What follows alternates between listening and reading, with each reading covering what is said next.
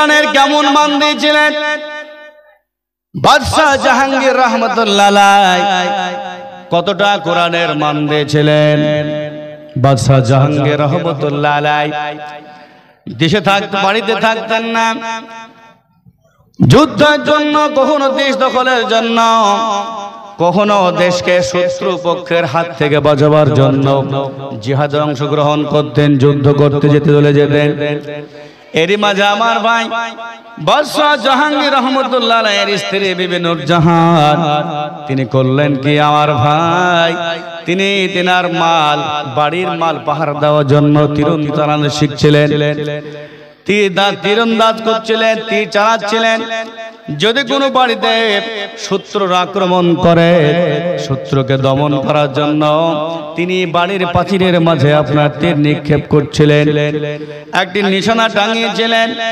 নিশানাকে টাঙিয়ে তিনি আপনার বাড়িতে তীর চালনা করছিলেন এমন সময় তীরটা উড়ে গিয়ে প্রাচীর টপকে গিয়ে আমার ভাই একজন ধোপানি আর তার ধোপানি দুজনেই মিলে নদীর পাড়ে আপনার কাপড় কাচা পরিষ্কার করছিল তীরটা উড়ে গিয়ে লাগবি তো লাগ সঙ্গে সঙ্গে গিয়ে আমার ভাই ওই ধোপানির স্বামীর গলায় তীরটা বেঁধে গেল ওই জায়গায় পড়ে ধোপানির স্বামীর ইন্তেকাল হয়ে গেল ধোপানির স্বামীর ইন্তেকাল হয়ে গেছে ধূপানি তিনি করলেন কি মৃত স্বামীকে কাঁধে করে নিয়ে বাদশাহ জাহাঙ্গীর রহমতুল্লাহ আলাইহির বাদশাহ দরবারে হাজির হয়ে গেলেন বলে ওগো বাদশাহ নামদার আমি শুনেছি আমি হলাম ধোপা আপনি হলেন মুসলমান আপনার ধর্মের নাম হলো ইসলাম আপনার নবী মুহাম্মদ রাসূলুল্লাহ সাল্লাল্লাহু আলাইহি ওয়াসাল্লাম সত্য নবী আল্লাহ সত্য নবী সত্য কোরআন সত্য হাদিস সত্য আপনি ধর্ম মুসলমান আপনি হলেন সত্যবাদী লোক আমার বন্ধু ধোপানি বলল বাদশাহ নামদার আজকে দেখবো এই তীর দেখলাম আমার স্বামীর গলায় তীরটা যে বেঁধে গিয়েছিল এই তীরটা একটাই আপনার এই বাদশার মহলের তীর অন্য কোন মহলের তীর না অন্য জায়গার কোন তীর নয় আপনি আমার এই তীর দেখে আমার স্বামীর ন্যায্য বিচার করে দিবেন না হলে যদি বিচার করতে না পারেন জানবো ইসলাম ধর্ম একটা ফালতু ধর্ম মুসলমান মানে ফালতু ইসলাম মানে ফালতু আল্লাহর কোনো কথা সত্য নয় মুহাম্মদের কথা কোনো সত্য নয় আর যদি আপনি তীর দেখে আপনি আসামি ধরতে পারেন বিচার করতে পারেন জানবো ইসলাম হচ্ছে সত্য ধর্ম আপনি সত্য ইসলাম যে কথা বলে নবী সে কথা বলেছেন নবী যে কথা বলেছেন সাহাবারা সে কথা বলেছেন সাহাবারা যেটা বলেছেন তাবেঈরা বলেছেন মুসলমান সবাই একা কথা বলে একই কথা বলে অতএব আপনি তীর দেখে বাদশা আপনি আমার স্বামীর মার্ডারের বিচার করে দেন করতে পারা যাবে গো বর্তমান যে জামানা যদি ঘর থেকে চোর পালিয়ে যায় দেখতে পেয়েছেন ওই গ্রামের অমুকজন ঘর থেকে পালিয়ে গেল সকালবেলা বলে বেন্দুর বাবু আমি 6 মাস থেকে বাড়িতে ছিলাম না চুরি করতে গেলাম কখন বলবে কিনা বলে কিনা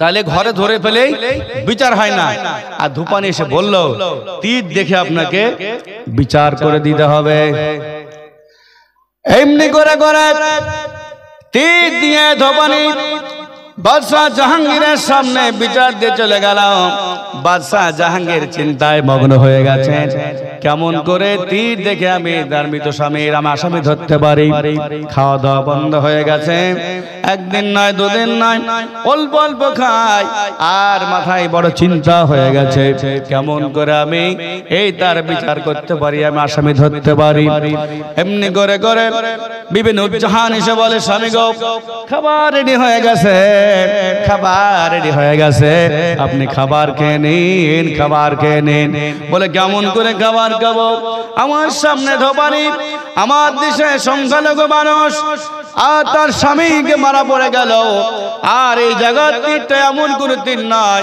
অন্য কোন মহল্লার তীর নয় অন্য কোন বাদশার মহলের তীর নয় আমি বাদশাহ জাহাঙ্গীর রহমতুল্লাহ আলাইহির বাদশার মহলের তীর এই তীর দেখে আমি কেমন করে বিচার করতে পারি চিন্তায় মগ্ন হয়ে গেছে পরের দিন পার হয়ে গেছে আবার বলছে স্বামী গো আপনি খাবার খেয়ে নিন খাবার খেয়ে নিন আসামি ধরা পড়ে যাবে বলুন সুবহানাল্লাহ বিবি যদি ভালো হয় স্বামীর পাশে এসে দাঁড়িয়ে যায়, হয় কিনা গো?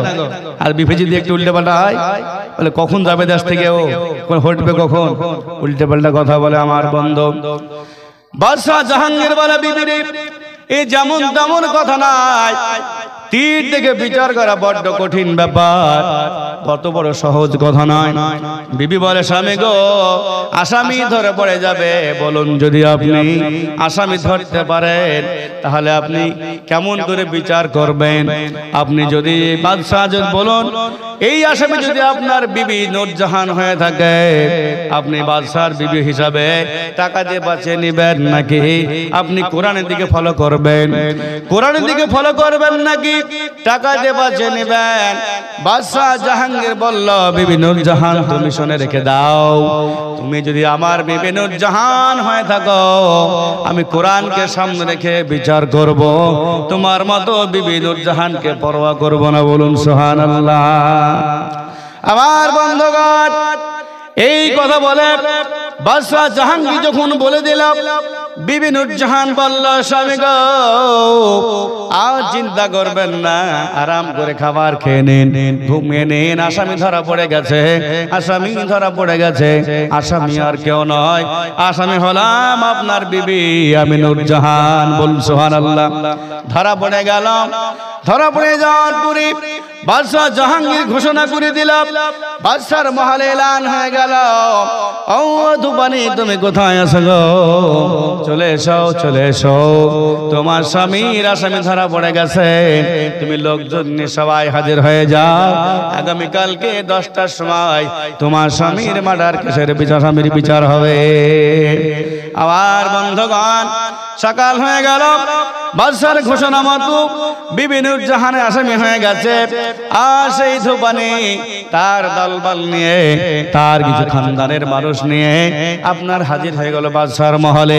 বাদশার মহলে আসার পরে বিবি নূরজাহানকে সামনে রেখে, বাদশাহ ধুপানিকে সামনে রেখে বাদশাহ জাহাঙ্গীর রহমতুল্লাহ আলাইহি বললেন, ও ধুপানি শোনো, তুমি হলে আমার দেশের সংখ্যালঘু মানুষ, আল্লাহ রাসূল জানাবে মুহাম্মদুর রাসূলুল্লাহ সাল্লাল্লাহু আলাইহি ওয়াসাল্লাম বলেছেন, কোন জায়গায় যদি সংখ্যালঘু মানুষের উপরে কোন মুসলমান যদি অত্যাচার করে, জুলুম করে, আমি আল্লাহ নবী মুহাম্মদুর রাসূলুল্লাহ কাল কিয়ামতের ময়দানে ওই মানুষের বিরুদ্ধে যুদ্ধ ঘোষণা করে দেব, আল্লাহ দরবারে মামলা দায়ের করব।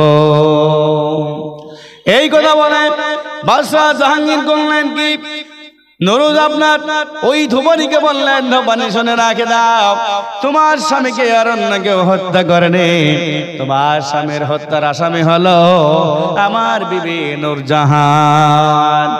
এই নাও তীর, এই নাও ধনুক, স্বামী হারা কতটা বেদনা তুমি বুঝতে পারো। অতএব স্বামী হারা কতটা কষ্ট, স্বামী হারা কতটা বেদনা, দুঃখ, স্বামী না থাকলে মানুষ কতটা দুর্বল হয়ে পড়ে, তুমি যেমন বুঝতে পারছো তুমি দুর্বল হয়ে গেছো। অত তুমি তীর নিয়ে আমাকে বুক সুদ্ধা লক্ষ্য ভেদ করে তুমি মেরে দাও, আমিও মরে যাই। এই বলে বাদশাহ জাহাঙ্গীর রহমতুল্লাহ আলাইহি পশ্চিম দিকে মুখ করে বসে গেলেন। ধুপানি হাতে তীর আর ধনুক তুলে দিলেন। এমনি করে করে ধুপানি যখন তীরটা দিয়ে দিলাম, ছুটে দৌড়ে গিয়ে বলল, বাদশাহ আপনার সামনে কোরআন আছে, কোরআনকে ভালোবাসেন, এত সুন্দর বিবি স্ত্রীকে আপনি টাকা দিয়ে বাঁচিয়ে নিতে পারতেন, কিন্তু না বাঁচালেন না। আপনি কোরআনকে সামনে রেখে আপনি কারোর উপর জুলুম করলেন না। বাদশার কথা শুনে ওই ধুপানি করলেন কি, কাঁদতে কাঁদতে গিয়ে তীরটা একটু পিঠের উপর ঠেকিয়ে দিয়ে তীরটা ছুড়ে ফেলে দিয়ে বলল, বাদশাহ আমি যদি এখন আপনার মৃত্যুবরণ ঘটায় দিই, তীর মেরে শেষ করে দিই, আমার মতো ধুপানি আমার পরে আসবে ন্যায্য বিচার পাওয়ার জন্য, আর বিচার পাবে না। ওগো বাদশাহ, আপনি যে মুসলমান, কোরআনকে ভালোবাসেন, কোরআন আপনার সঙ্গে আছে, এই জন্য আমি আল্লাহর হস্তে আপনাকে মাফ করে দিলাম। বলুন সুবহানাল্লাহ। এই হলো মুসলমান। সে জামানায় মুসলমান ছিল, আজ হলো মুসলমান। সেই কোরআন এখনো ছিল, ওই কোরআন তখনও ছিল, ওই কোরআন এখনো আপনার আমার সামনে আছে। কিন্তু আবার ভাইরা, কিন্তু কেন মুসলমান আজকে আমরা মার খাই পৃথিবীর জমিনে? খাই কিনা? বলে মার খাবে কারা? মুসলমানেরা। এনআরসি হবে কার? মুসলমানের। বলে দেশান্তরী হবে কারা? বলে মুসলমানেরা। বলে কেন দেশান্তরী হবে? মুসলমানেরা। মুসলমানদের কাছে কোরআন আছে কিন্তু আমল নাই। এত কবি বলছেন ও ज़माना में मुअज़्ज़ज़ थे मुसलमान होकर और तुम ख्वार बने हो तारिके कुरान होकर। আল্লামা শায়ের ইকবাল রহমতুল্লাহ আলাইহি বললেন ওই জামানার মুসলমানেরা কোরআনকে ভালোবেসেছিল, কোরআন অনুযায়ী জীবন গড়েছিল, কোরআন তেলাওয়াত করেছিল, কোরআন অনুযায়ী জীবন তারা গড়েছিল, আমল করেছিল। ওই জন্য তারা সেই জামানায় পৃথিবীর বুকে শ্রেষ্ঠ জাতি বলে মুসলমান ঘোষিত হয়েছিল। বলুন সুবহানাল্লাহ। আর এই জামানার মুসলমান কোরআন অনুযায়ী ঘরে পড়ে থাকে, টাকের উপরে ভরা থাকে, সিন্ধুকে ভরা থাকে, তেলাওয়াত ছেড়ে দিয়েছে, আমল বন্ধ করে দিয়েছে। এই জন্য আজকের পৃথিবীতে আমার ভাই মুসলমান লাঞ্ছিত আর বঞ্চিত ছাড়া অন্য কিছু হচ্ছে না। ঠিক না বলো? কোরআন সেই কোরআন এখন আমাদের সামনে আছে, অভাব কি আমাদের? শুধু আমল। জিকির করেন লা ইলাহা, আরো জোরে লা ইলাহা, আরো জোরে লা ইলাহা আল্লাহ আল্লাহ। সকলে পড়েন আল্লাহ আল্লাহ আল্লাহ লা ইলাহা ইল্লাহ। পড়ছেন আপনারা? শুনতে পাচ্ছেন? বলেন, ঘুমটা ভাঙান একটু। আল্লাহ আল্লাহ, আস্তে হাঁটবেন, মনে থাকে বলেছি। আল্লাহ লা ইলাহা ইল্লাহ। আল্লাহ মোদের তুমি ক্ষমা করো, মোদের গুনাহ খাতা মাফ করো। আল্লাহ মোদের তুমি ক্ষমা করো, মোদের গুনাহ খাতা মাফ করো। মনের কালিমা দূর করো, জীবনটাকে করো পবিত্র। পড়ুন আল্লাহ আল্লাহ আল্লাহ লা ইলাহা ইল্লাহ। সন্তান যদি শত অন্যায় করে তবু সে মাতা পিতার পায়েতে পড়ে। সন্তান যদি শত অন্যায় করে তবু সে পিতা মাতার পায়েতে পড়ে।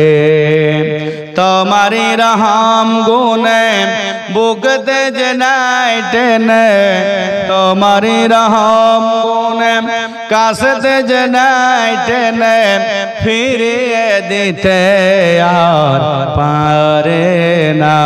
ঠিক না গো? আল্লাহ আল্লাহ আল্লাহ লা ইলাহা ইল্লাহ। আমার বন্ধুগণ, আল্লাহ পাক এত বড় মহান, এই মহান ব্যক্তিত্বের মহান কিতাব হলো কোরআনে কারীম। বলুন সুবহানাল্লাহ। মহান আল্লাহ মহান কিতাব হলো কোরআনে কারীম। আমার সম্মানিত ভাইরাম, যদি আমরা কোরআন অনুযায়ী জীবন করতে পারি, কোরআন আমরা শুনি, পাশে রাখতে পারি, তো আপনার যত রকম খারাপ মানুষ হোক না কেন, তাহলে কি হবে? আপনার কোরআন থাকার কারণে, কোরআনের সঙ্গে থাকার কারণে সেই মানুষটা শোনায় সোহাগা হয়ে যায়। বলুন সুবহানাল্লাহ। মাইক বন্ধ হলো না হচ্ছে? আমার বন্ধু, আপনারা যারা কোরআনে কারীম তেলাওয়াত শিখেছেন জানেন, 21 পারা দেখবেন একটা সূরা আছে কোরআনে কারীম, আল্লাহ লিখেছেন লুকমান। বলুন সুবহানাল্লাহ। এই সূরা লুকমান আল্লাহ পাক দিয়েছেন। এই লুকমান হাকিম ইথিওপিয়ার মানুষ ছিলেন। এই লোকমান হাকিম ইথিওপিয়ার মানুষ ছিলেন। তো তিনি করতেন কি, একজন মালিকের আপনার গোলাম ছিলেন, খাদেম ছিলেন। তার কাজ ছিল আপনার মাঠে আপনার ছাগল বকরি দুম্বা উট ভেড়া চড়ানো কাজ। আর যখনই আপনার ফাঁক পেতেন বসে বসে মাঠে রাখালের সামনে আপনার দিনের দোয়া দিতেন। বলুন সুবহানাল্লাহ। বলে আল্লাহ এক, আল্লাহ ওয়াহিদু লা শারিকা লাহু, আল্লাহ হচ্ছে মহান। আমার সম্মানিত বন্ধুগণ, প্রত্যেকটা মানুষের সামনে ওর কাজ ছিল কি, আল্লাহর পরিচয় করে দেওয়া। আল্লাহ একজন আছেন, আল্লাহ একজন, আল্লাহর পরকাল আছে, কবর আছে, হাসর মিজান সিরাত, সব সম্বন্ধে বিষয় আপনার মানুষের সামনে খুলে খুলে বলতেন। আর আল্লাহর পথে মানুষকে দাওয়াত দিতেন। বলুন সুবহানাল্লাহ। আহ্বান করতেন। তো আল্লাহ তাআলা এই লোকমান হাকিম, দেখুন আল্লাহর সৃষ্টি জগৎ, আল্লাহ যেটা ভালো মনে করেন সেটাই করেন। লোকমানকে বলে লোকমান হাকিম বলা হয়েছে। বলে কেন? এত জ্ঞান গরিমা, তিনি পণ্ডিত ছিলেন, জ্ঞান গরিমা শক্তিশালী আল্লাহ পাক খুব ছিলেন, জ্ঞানে ভরা তিনি ছিলেন, তাই হাকিম বলা হয়, মানে জ্ঞানী বলা হয়। তাই লোকমান হাকিম দেখতে কিন্তু খুব সুন্দর ছিল না। আপনারা ওল দেখেছেন, এবড়ো খেবড়ো হয়, ওইরকম শরীরে আপনার টিমারে পরিপূর্ণ ছিল, কিন্তু আল্লাহ প্রেমী ছিলেন। বলুন সুবহানাল্লাহ। তো এই লোকমান হাকিম আল্লাহর ব্যাপারে পরিচয় করাচ্ছিলেন। তো আল্লাহ পাক ওনার ব্যবহারে, ওনার দাওয়াতি কাজ দেখে এত খুশি হয়েছিলেন, এত খুশি হয়েছেন যে লোকমানের নাম অনুসারে আল্লাহ পাক রব্বুল আলামিন একটা কোরআনে কারিমে সূরা রেকর্ড করেছেন, সূরা লোকমান। বলুন সুবহানাল্লাহ। সূরা লোকমান 21 নম্বর পারার মধ্যে বর্ণিত রয়েছে। তো লোকমান হাকিম তার ছেলের সামনে আপনার ওসিয়ত করছেন, কেমন করে সুন্দর করে কথাগুলো বলছেন। ভাই আমার দেখবেন, আপনার আমার সন্তান যদি ওইরকম ডান পিটে হয়, যদি তাদের সামনে এই সমস্ত কথাবার্তা যদি বলা হয়, আপনার আমার ছেলে এই পথে আসতে বাধ্য হবে। বলুন সুবহানাল্লাহ। আবার সম্মানিত বন্ধুগণ, আল্লাহর বান্দা লোকমান হাকিম যে কথাগুলো তার সন্তানকে বলেছিল, এই সন্তানের বলেছিলেন লোকমান হাকিম, তার কথাগুলো আল্লাহ পাক রব্বুল আলামিনের এত ভালো লেগেছিল, এত ভালো লেগেছিল, আল্লাহ তাআলা তাই সারা পৃথিবীর মানুষের সামনে যে টিকে রাখার জন্য তিনার নাম অনুসারে কোরআনের মধ্যে রেকর্ড করলেন সূরা লোকমান। এই লোকমান হাকিম তার ছেলেকে কি কথা বলেছিল আমার ভাই, আল্লাহ পাক রব্বুল আলামিন কথাগুলো নকল করে বলছেন। ইয ক্বালা লুকমানু লিইবনিহি ওয়া হুয়া ইয়াইজুহু ইয়া বুনাইয়া লা তুশরিক বিল্লাহ ইন্নাশ শিরকা লাযুলমুন আযীম। আবার সম্মানিত ভাইরা, আল্লাহ পাক বলছেন, স্মরণ করো তোমরা ওই লোকমান হাকিমের কথা, যখন লোকমান হাকিম তার ছেলেকে উপদেশ চলে বলতেছিল, ও আমার কলিজার টুকরা নয়নের তারা, আমার সন্তান, খবরদার খবরদার, তুমি যেন আল্লাহর সঙ্গে কাউকে শরীক স্থাপন করো না, তুমি যেন দ্বিতীয় আল্লাহ মানবে না, আল্লাহর সঙ্গে কাউকে শরীক স্থাপন করবে না। কেন কেন তুমি শরীক করবে না? পৃথিবীর জমিনে যতগুলো কাজ অন্যায় হয় আর জুলুম হয়, অত্যাচার হয়, সব চাইতে বড় জুলুম হলো, সব চাইতে বড় অত্যাচার হলো আল্লাহর সঙ্গে কাউকে শরীক স্থাপন করা। ইন্নাশ শিরকা লাযুলমুন আযীম। নিশ্চয় সবচাইতে বড় জুলুম হলো আল্লাহর সঙ্গে শরীক স্থাপন করা।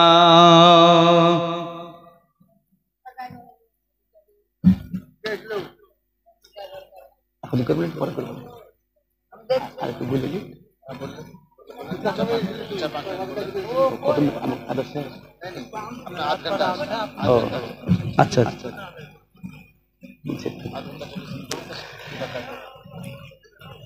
আমার বন্ধুগণ, দেখেন দেখতে পাচ্ছেন এটা মসজিদ জালসা নাকি মসজিদের উন্নতি কল্পে জালসা হচ্ছে। অনেক কথা শুনছেন আর শোনানো যাবে। আমার পরক্ষণে একজন বিখ্যাত বক্তা আপনার আসছেন। পশ্চিম বাংলার মধ্যে সব থেকে বড় মালসা একটা আছে, সেটা হচ্ছে আপনার বর্ধমান মেমারি মাদ্রাসা। ওই মাদ্রাসা শিক্ষক একজন আছে, কোরআন হাদিস শুনবেন। তো মোহতারাম, আল্লাহ পাক রব্বুল আলামিন আপনাকে আমাকে সম্পদ দিয়েছেন। যখন আমরা পৃথিবীতে এসেছিলাম এই সম্পদ আপনার আমার সঙ্গে ছিল? জোরে বলুন। সম্পদ একটু ছিল না। যখন আমরা আস্তে আস্তে সম্পদ হলো আমাদের, যখন আমরা মারা যাব তখন কি সম্পদ আমাদের থাকবে? কেউ থাকবে না।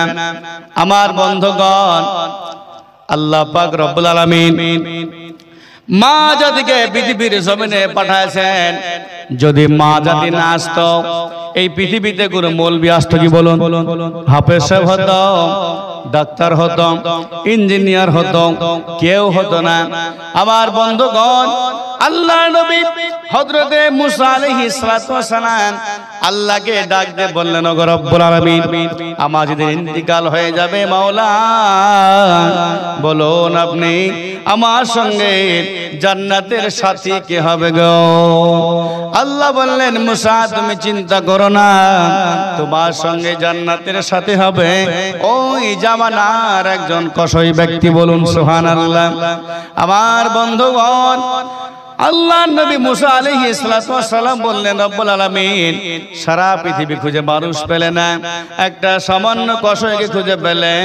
কসইদের স্বভাব চরিত্র ভালো হয় না, ঠিক না বলুন? কিন্তু সব কসই কি এক হয় নাকি বলুন? বহরমপুর আজ থেকে 10 বছর আগে 1 কিলো আপেল কিনলেন, বাড়িতে এসে আপনার 700-800 হতো কিনা? কিন্তু এখন আর নাই। আল্লাহ পাক বললেন, মুসা তুমি চিন্তা করো না, তুমি চলে যাও তোমার সেই জান্নাতি বন্ধুকে যদি একবার দেখতে যাও, চলে যাও মিশরের বুকে, চলে যাও কায়রো, চলে যাও, তোমার সেই বান্দাকে দেখতে পাবে, তোমার বন্ধুকে দেখতে পাবে। এ যেমন তেমন নয়, এ হচ্ছে আমার ওলি বান্দা। বলুন সুবহানাল্লাহ। দেখতে চলে গেলেন, গিয়ে দেখতে পেলেন মিশরের কায়রো শহরের মাঝে মাংস বিক্রি করেন। মাংস বিক্রি করতেছেন, যে 1 কিলো নেয় তাকে 1 কিলো দিয়ে দেয়, যে 2 কিলো নেয় তাকে 2 কিলো দিয়ে দেয়। এমনি করে করে যখন ঠিকঠাক ফিটপাট সব যখন মাংসগুলো কেনা বেচা হয়ে গেল, আমার ভাই কসই লোকটা আগে আগে হেঁটে চলে যায়, একটু পরে মুসা নবী পেছন পেছন চলে যায়।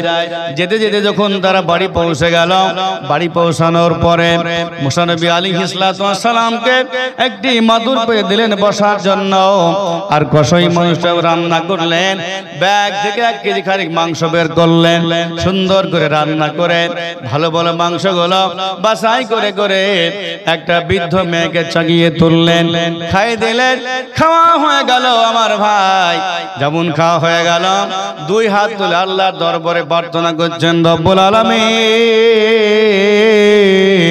আমার স্বামী যেদিন ইন্তিকাল হয়ে গেছে, এরপর থেকে আমার সন্তান কসইটা বাজার থেকে প্রতিদিন ভালো ভালো খাবার নিয়ে আসে, আগে আমাকে খাওয়ায়, তারপরে তার সন্তানকে খাওয়াই। ওগো আল্লাহ, আমার সন্তানের ব্যবহারে রাজি খুশি হয়ে গেছে মাওলা, তুমি আমার সেই সন্তানকে কসইকে ওই জামানার মুসা নবীর সঙ্গে তুমি জান্নাতের বাসিন্দা বানিয়ে দিও। জোরে বলুন সুবহানাল্লাহ। পাশেই ছিলেন দাঁড়িয়ে মুসা নবী, তিনি বললেন, কসই বলছেন ভাই দেখছেন আমার পাগলি মায়ের দোয়া, প্রতিদিন এমনি করে খাবার খায় আর আমার মা আমার জন্য দোয়া করে, বলুন তো আল্লাহর দরবারে কি আমার মায়ের দোয়া কবুল হয়? আমার বন্ধু মুসা নবী আলাইহিস সালাতু ওয়াস সালাম বললেন, ও আল্লাহর বান্দা, আমার বন্ধু গো, আজকে নয় আল্লাহ দরবারে তোমার মায়ের দোয়াটা আগেই কবুল হয়ে গেছে, তিনি আর কেউ নয়, আমি হলাম এই জামানার নবী হযরতে মুসা আলাইহিস সালাম। জোরে বলুন সুবহানাল্লাহ। তাই তো বলবো শোনা আমার বন্ধু, কবি বলছেন, মায়ের দিলেতে ব্যথা কখনো দিও না, কখনো দিও না। মায়ের দিলেতে ব্যথা কখনো দিও না, কখনো দিও না। মায়ের মুখের হাসি আল্লাহর আরশ খুশি, ধরুন সুবহানাল্লাহ। মায়ের মুখের হাসি আল্লাহর আরশ খুশি। মায়ের দোয়ায় যাই গো পার ওই কাবার মদিনা। মায়ের দিলেতে ব্যথা কখনো দিও না, কখনো দিও না। তাই বলবো দরদি আমার ভাই, মা চলে গেছে, বাপ চলে গেছে। মা যখন আপনাকে আমাকে প্রসব করেছিল, বালতি বালতি রক্তপাত হয়েছিল। শীতের মৌসুমে মার করে পেশাব করে দিয়েছেন বা দিয়েছে, আমরা মা ছুড়ে ফেলে দেয়নি, বুকে তুলে রেখেছে, পাশে রেখেছে। বলবো ভাই, আজ মা আমার বাবা মার কবর ছেড়ে চলে গেছে, বাড়ি ছেড়ে চলে গেছেন, অট্টালিকা রেখে চলে গেছেন, জায়গা জমি ঘর বাড়ি সব ছেলে কবরে ছেড়ে পড়ে আছে। ভাই বলছে আমার সন্তানেরা, তোমাদের কাছে আমি খাবার চাই না, কোনো কিছু চাই না, তোমরা একটু আমার জন্য একটু তোফা পাঠাও। তাই বলবো ভাই, মা চলে গেছে, বাপ চলে গেছে, ভাই চলে গেছে, তার সন্তান চলে গেছে, কবরে তাদের মুখে হাসি ফোটাবার জন্য আমি 10 থেকে 15 জন ভাইকে বলবো, আল্লাহর হস্তে এক এক পেটি করে মার্বেলের দাম দেবেন, একটি করে 1000 টাকা আল্লাহর হস্তে। জোরে বলি নারে তাকবীর, নারে তাকবীর। দেখি আমার ভাই কোন ভাই আল্লাহর হস্তে আছেন, একজন সর্বপ্রথম দেখবো আমি 10টা মিনিট, মাত্র 10টা মিনিট আল্লাহর কোন বান্দা আছেন, একটি একটি 1000 টাকা দিবেন আল্লাহর হস্তে। মসজিদের কাজ হবে, আপনি চলে যাবেন, আমি চলে যাবো, ভাই মসজিদ থেকে যাবে। কিন্তু আমার সোনা, আমার বন্ধু, মাশাআল্লাহ, লালু মন্ডল ভাই আমার বর্তনাবাদ বাড়ি, আর 2 ব্যাগ সিমেন্ট দিল অতি তাড়াতাড়ি। আরো দোয়া করে আমি ভাইয়ের কারণ, আদিয়া গো দিয়া গো বলা সুখের জীবন। সতর গফা তুমি অগ বাগরা বানাও, আর মিটাই দিও খোদা মনের বাসনা। অগবারি দোয়া করি দরবারে তোমার, আর গোনা খাতা মাপ করো বন্দর তোমার। সতর গফার তুমি অগ পাক বাড়ি, আর মিজানে তে করে দিও নেকির বল্লা ভারি। আমিন আল্লাহুম্মা আমিন। আসুন আমার ভাই চট চট করে বলবো, মায়েরাও কি বলবো, মা আমার বোনেরা, ভান্ডার থেকে আপনি দিবেন একটি করে মাসের টাকা। মাশাআল্লাহ। আবু বকর ভাই মাজিদপুরে বাড়ি, আর 500 টাকা দিলে অতি তাড়াতাড়ি। আবু বকর ভাইয়ের মতো আরো গোথাকি দাও, দান এসে আল্লাহ দাও, আল্লাহ গো পালা বনে যে দাও। আর দোয়া করে আমি ভাইয়ের কারণ, দিও গো মওলা সুখের জীবন। আমিন আমিন মওলা সুম্মা আমিন। আর মোদের দোয়া কবুল করো রব্বুল আলামিন, আল্লাহুম্মা আমিন। আসুন আমার ভাই সম্মানিত বন্ধুগণ, মায়েরা বলুন, বাপজিরা বলুন, 1000 বলুন, 2000 বলুন, 500 বলুন, 1 ব্যাগ সিমেন্ট বলুন, 2 ব্যাগ, 5 ব্যাগ, 10 ব্যাগ, যা যতটা সম্ভব আপনার ক্ষমতা আছে, ক্ষমতা দিয়ে আল্লাহর রাস্তায় বলুন। বেনামিতে ভাই আমার 100 টাকা, বেনামিতে ভাই আমার এখানে আসিয়া কিছু টাকা দানি এসে মসজিদে লাগিয়া, আর দোয়া করে আমি বেনামির কারণ, দিও গো মওলা সুখের জীবন। আর দোয়া করে আমি বেনামি তোরে দেন, সুখে শান্তিতে রেখো সংসার মাঝে দেন। সতর গফর তুমি ওগো পাক রব্বানা। মাশাআল্লাহ আশরাফ আর রজব দুই ভাই মিলে 5 ব্যাগ সিমেন্ট ধরে বল নারে তাকবীর নারে তাকবীর। আশরাফ আলী রজব ভাই দুই ভাই মিলে 5 ব্যাগ সিমেন্ট দিল খোদা তোমার রাহে দিল। আর দোয়া করি আমি দুই ভাইয়ের কারণ দিও গো মাওলা সুখের জীবন। সদ্দার গফার তুমি গো পাক রব্বানা মিটাইয়ে দিও খোদা মনের বাসনা। আমিন আল্লাহুম্মা আমিন। মহিত মন্ডল দিয়েছে 1 লাখ আল্লাহ দানকে তুমি কবুল করো বলি আল্লাহুম্মা আমিন। আসুন আমার ভাই, কারণ বিবি মাতা আমার কোথায় অঙ্গ ছিল, 1 ব্যাগ সিমেন্ট নিয়ে হাজির হয়ে গেল। আর দোয়া করি আমি মাতা খায়রনের কারণ দিও গো মাওলা সুখের জীবন। সত্তার গফার তুমি গো পাক রব্বানা কারণ মাকে দিয়ে তুমি জান্নাতে দেয়া গোর বেদনা। আর দোয়া করি আমি গো পাক বাড়ি আর মিজানেতে